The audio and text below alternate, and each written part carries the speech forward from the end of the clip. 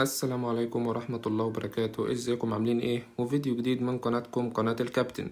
هنتعرف النهاردة على موعد مباراة الأهلي والاتحاد السكندري في الجولة القادمة في الدوري المصري، وهنتعرف كمان على القنوات الناقلة. بعد فوز الأهلي على كهرباء الإسماعيلية بنتيجة 4 أهداف مقابل هدفين، بيستعد النادي الأهلي لمواجهة نظيره الاتحاد السكندري في الجولة 11 من الدوري المصري، وذلك على استاد القاهرة الدولي.